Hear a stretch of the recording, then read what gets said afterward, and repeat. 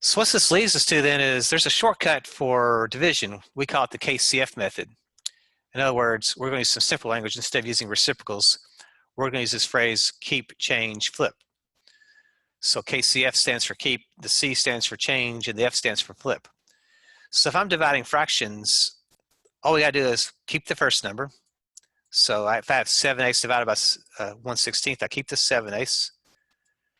I change division to multiplication, and then I just flip, use that reciprocal, 16/1.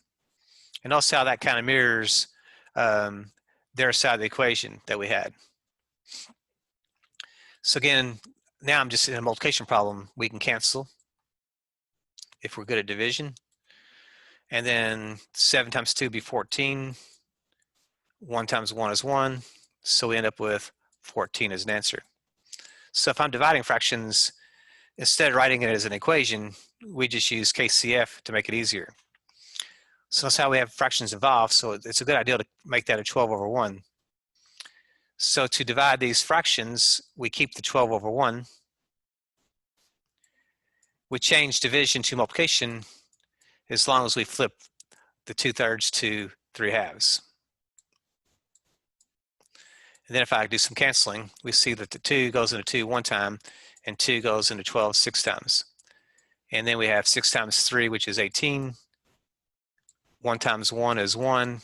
Therefore, the answer is 18. So that's how we could divide those two fractions without a calculator. So 6 divided by 3 1/3. Again, let's make this look like fractions to start with. So 6 would have to be 6/1.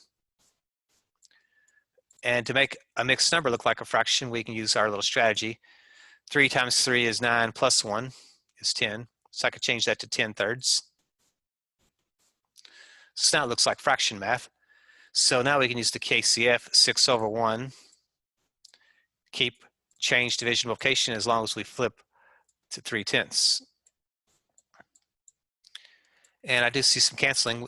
The 6 and the 2 both have a common factor of 2 in them. So 2 goes into 10 5 times, and 2 goes into 6 3 times. And then we can multiply straight across. 3 times 3 is 9. 1 times 5 is 5. And 6, and since mixed numbers were present, I may have to change that to a mixed number. So 5 goes into 9. 5 goes into 9 one time. 1 5 is 5. If we subtract the 5, we get our remainder of 4. So we see that that answer would be the same thing as 1 whole and 4/5 of another. Instead of saying 9/5, we could say 1 4/5.